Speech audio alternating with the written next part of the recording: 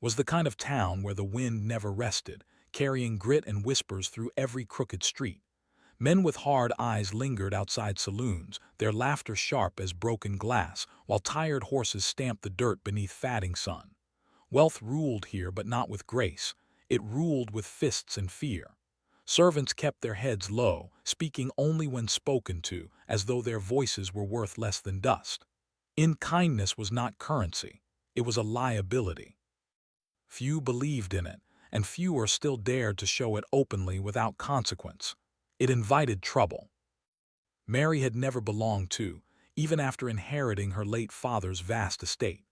At 29, she carried herself with quiet dignity, her presence gentle rather than commanding. Where others barked orders, she spoke softly. Where others saw weakness in mercy, she saw humanity. The townsfolk respected her name and wealth, but behind closed doors they whispered that she was too kind to survive long among wolves. Yet Mary continued as she always had, greeting even strangers with warmth that felt almost out of place. She never let the town harden her heart despite she had seen and endured. One afternoon, as the sun burned high and merciless, a stranger walked into town. His clothes were worn, his boots cracked, and dust clung to him like a second skin. He kept his head low, avoiding the sharp gazes of those who judged quickly. When he asked for work, laughter answered him. No one needed another useless drifter, they said, especially not one who looked like he had nothing to offer. Still, he did not argue, only nodded and moved on. There was something steady in his silence, something that did not match the way he appeared at first glance. He might have left town like all the others, unnoticed and forgotten if not for Mary. She saw him from the balcony of her estate, standing apart from the jeering crowd. Something in the way he carried himself caught her attention. It was not pride nor fear, but a quiet restraint that seemed almost deliberate. Acting on instinct, she sent for him. The servants murmured their disapproval, warning her that such men brought trouble, yet she ignored them. When he stood before her, she offered him work without hesitation, and something in his eyes flickered with surprise and something deeper.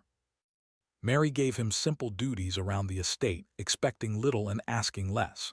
She ensured he was fed properly and paid fairly, gestures that seemed to unsettle him more than hardship ever had. He spoke rarely, but when he did, his words carried a clarity that did not belong to a common drifter. Once, he corrected a stable hand with surprising precision, and another time he handled a restless horse with effortless skill. Mary noticed, though she said nothing aloud. Instead, she watched curiosity growing with each passing day, as if she were glimpsing a story he refused to tell. The town did not approve. Word spread quickly that Mary had taken in a stranger, and not just any stranger, but one who looked barely fit to stand. At the saloon, men laughed at the idea of her trusting him, wagering how long it would take before he stole from her and vanished. The wealthiest rancher took particular interest, his gaze sharp with calculation. To him, Mary's kindness was not admirable but foolish, and fools were easy prey. He began to consider how her softness might be turned against her in time for his own gain and control. Despite the whispers, Mary continued her days as she always had, overseeing the estate and offering quiet kindness where she could. The stranger proved diligent, never complaining and never asking for more than he was given. Yet there were moments that unsettled her. She would catch him observing the horizon with a calculating gaze, as though he were measuring something unseen. Once, she overheard him speaking to himself in a tone too refined for a drifter's life. Still, she chose not to press him, trusting that whatever truth he carried would reveal itself when it was ready to be known. One evening, as the sky bled into shades of gold and crimson, Mary found him repairing a broken fence. His movements were efficient and precise, far beyond what his station demanded. She paused nearby, studying him with quiet curiosity.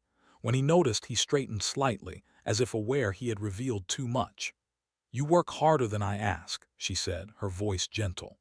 He met her gaze briefly, and for a moment something unguarded flickered there. "It is better to be useful than forgotten," he replied, his words carrying a weight she could not understand or explain at all. His answer lingered with her long after he returned to his work. There was a story behind those words, one shaped by hardship and something far more complex. Mary felt it in the quiet way he held himself, in the discipline he could not quite hide. Yet she did not push, believing that trust could not be forced. Instead, she offered him the same kindness she gave all others, though something within her told her he was different in ways she could not name. And perhaps that difference would one day change everything she believed about the world around her. Trouble came quietly, as it often did in. The powerful rancher sent word that he wished to purchase part of Mary's land, an offer disguised as opportunity but laced with threat. Many advised her to accept, warning that refusal would bring consequences. Mary listened but did not yield, unwilling to surrender what her father had built. The stranger heard of this and grew more watchful, his quiet presence sharpening into something almost protective. Though he said little, there was an urgency in his silence now, as if he knew the storm approaching before it could be seen or stopped. The tension no longer drifted like loose sand in the wind. It settled, heavy and suffocating, over every street and doorstep. People spoke in lower voices when Mary's name was mentioned, their tones shifting from amusement to something sharper, edged with suspicion. It was no longer just about her kindness. It was about defiance. She had refused the most powerful rancher in the region, and in refusal was a dangerous thing. It signaled independence, and independence threatened those who thrived on control. Mary felt the shift, though she did not show it openly. Her gaze remained steady, her voice calm, her posture composed. But in the quiet moments when she stood alone by the tall windows of her estate, she watched the horizon with a new awareness. Trouble was no longer a distant possibility.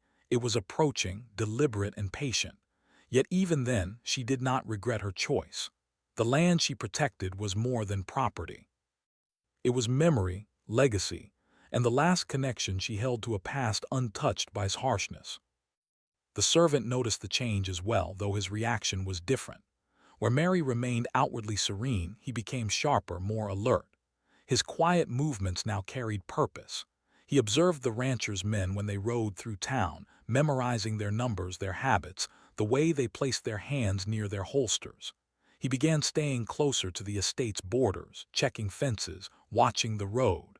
To anyone else, it might have looked like diligence. But beneath it lay something else entirely: preparation.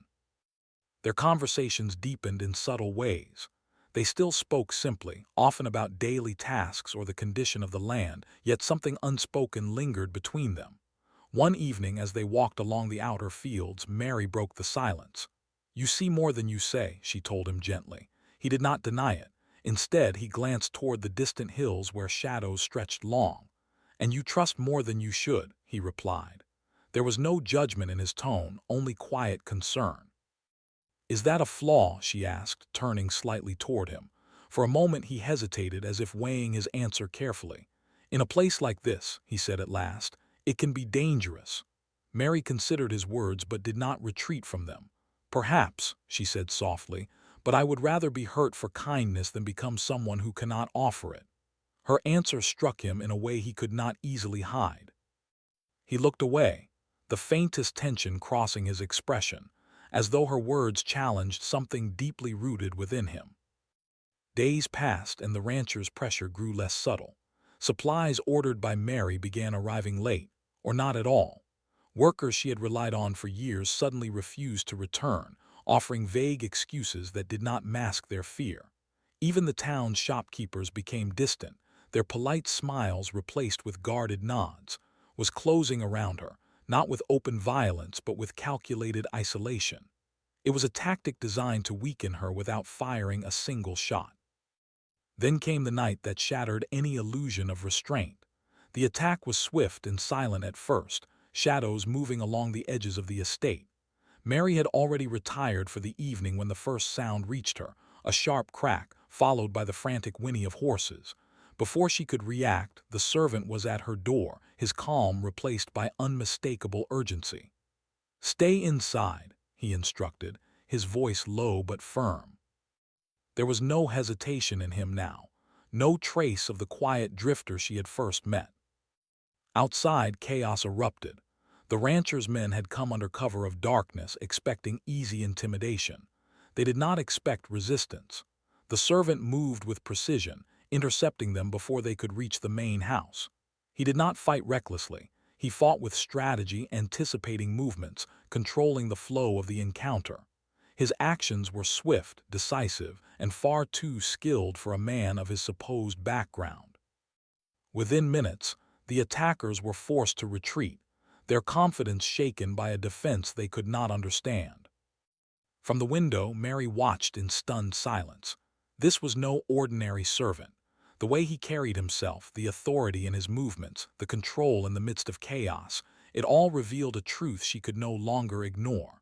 When the danger passed and he returned, there was a distance in his expression, as though he had stepped back into a role he had tried to leave behind. For a moment, neither of them spoke. The air between them felt heavier than ever before. Finally, she broke the silence. "Who are you?" she asked, her voice steady despite the storm of questions within her. He did not answer immediately. Instead, he looked at her, truly looked, as though searching for something in her gaze. "Someone who owes you honesty," he said quietly, "but not yet the full truth." It was not the answer she expected, yet it was not a lie. She studied him for a long moment before nodding. "Then I will wait," she said simply. Her trust, even now, unsettled him more than any confrontation could have. He had expected suspicion, fear, perhaps even dismissal. Instead, she offered patience. It was a kind of strength he was not accustomed to facing. That night marked a turning point, though neither spoke of it again. The distance between them did not grow, but it changed, shaped now by awareness rather than ignorance. The rancher, however, was far from finished. The failed attack only hardened his resolve. If intimidation would not break Mary, then ruin would. Within days, he moved openly, using influence and legal maneuvering to challenge her ownership of key sections of her land. Documents were produced, claims fabricated, and officials persuaded. The town, already wary, did nothing to oppose him. One by one, pieces of Mary's estate were stripped away, not by force, but by the slow grind of power misused. Mary faced the losses with quiet resilience, though the weight of it pressed heavily upon her. She stood before the gathered townspeople when accusations were whispered about her servant, claims that he had brought this trouble upon her. She did not hesitate. "He has done nothing but serve with loyalty," she said firmly. "If there is blame to place, it does not belong to him." Her voice carried across the crowd, steady and unwavering. In that moment, the servant understood something with absolute clarity.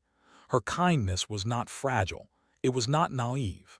It was a choice, made again and again, even when it cost her dearly. And it was a choice no one else in had made for him. Morning came too with an uneasy stillness, as though the town itself held its breath after the quiet war that had unfolded. The dust no longer danced as freely in the wind, and even the usual noise of hooves and distant chatter felt subdued. Mary stood at the edge of her estate, looking over land that was no longer entirely hers. Fences had been marked, boundaries redrawn, and pieces of her inheritance carved away by hands that never lifted a shovel. Yet her posture remained straight, her expression calm, as if loss had not broken her, only tempered something stronger within. The servant was gone. He had disappeared before dawn, leaving no explanation, no farewell, not even a trace of where he had gone. At first, Mary thought he might be tending to the far fields or checking the outer fences as he often did. But as the hours stretched on, the truth settled in. He had left. For a brief moment, something tightened in her chest, not quite anger, not quite sorrow, but something quieter and deeper. And yet, even then, she did not regret what she had done for him. Kindness, she believed, was not meant to be repaid. It was meant to be given freely, regardless of the outcome. The town noticed his absence quickly. Whispers spread once again, though this time they carried a different tone. Some claimed he had fled after causing trouble. Others insisted he had never been trustworthy to begin with. The rancher, hearing of his disappearance, wasted no time in pressing further. With no one left to defend the estate in the same quiet, watchful way, he believed Mary was finally alone. And alone in meant vulnerable. By midday, riders appeared on the horizon. At first, they were little more than distant shapes against the sun, but as they drew closer, their presence became unmistakable.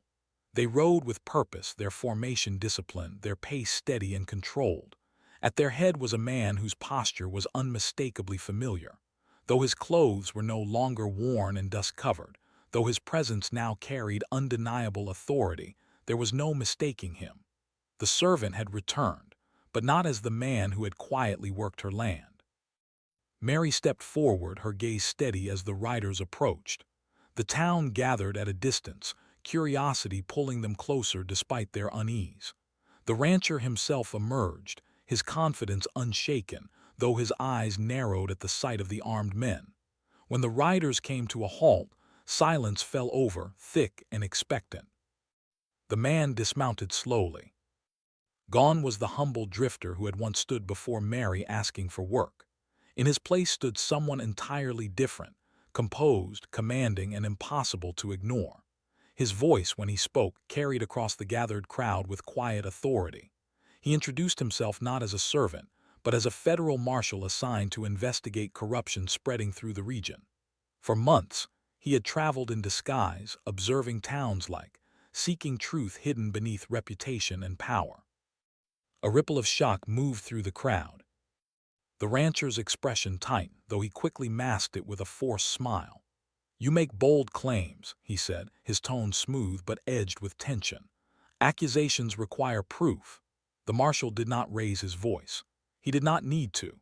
With a single gesture, his men stepped forward, presenting documents, records, and testimonies gathered over weeks of careful observation. Evidence of land theft, intimidation, bribery, every quiet crime the rancher had hidden now laid bare in the open. The balance of power shifted in an instant. The rancher's confidence cracked, his composure faltering as the weight of truth closed in around him. He tried to argue, to deny, but his words carried no strength against the evidence placed before him. One by one, his allies stepped back, unwilling to stand beside a man whose influence had turned to liability. The law he had manipulated now stood against him, unyielding and absolute. By the time the sun began its descent, it was over. The rancher was taken into custody, his power stripped away as swiftly as he had once claimed it. His lands would be seized, his dealings reviewed, his name no longer spoken with fear but with quiet condemnation. For the first time in years, stood without the shadow that had long controlled it, and in that absence, something new began to take shape. Through it all, Mary remained where she had stood, watching as justice unfolded before her. She did not step forward, did not claim victory, did not speak above the quiet murmur of the crowd. It was not triumph she felt, but something steadier, resolution, perhaps, or the quiet confirmation that she had not been wrong to stand her ground. When it was done, the marshal turned to her. For a moment the authority faded from his expression, replaced by something more familiar. "You showed me something I did not expect to find," he said, his voice softer now, meant only for her. Mary met his gaze without hesitation. "And what was that?" she asked. He held her eyes, his answer simple yet weighted with meaning. "Kindness without condition." She considered his words, then gave a faint, thoughtful nod. "It should not be so rare," she replied. A small, almost imperceptible smile touched his expression. "In places like this," he said, glancing briefly toward the town, "it is rarer than you think."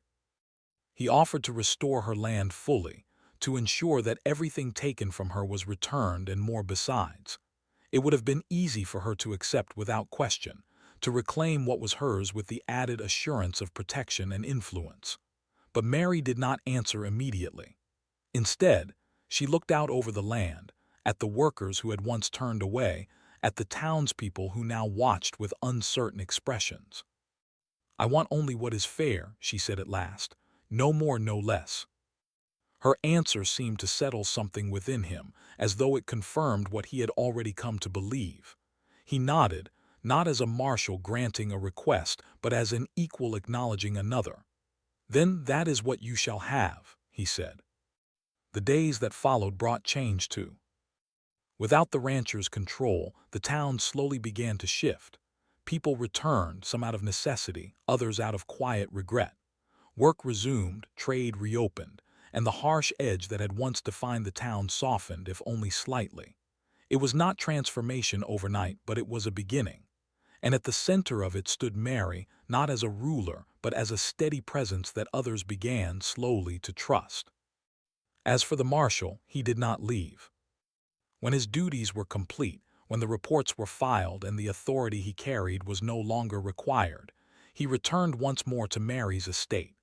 This time there was no disguise, no distance, no hidden truth between them. He stood before her not as a servant, nor as an official, but simply as a man who had chosen to stay. "I would like to remain," he said, his voice calm, though there was something uncertain beneath it. "Not out of duty, but by choice." Mary studied him for a moment, seeing not the titles he carried, but the person beneath them. "Then stay," she said gently, "but not as someone beneath me." A quiet understanding passed between them, continued to change with time, shaped not by force but by example. And in that quiet transformation, one truth remained clear. Kindness, once dismissed as weakness, had proven itself to be something far stronger. It had uncovered truth, reshaped power, and in the end, changed the fate of an entire town.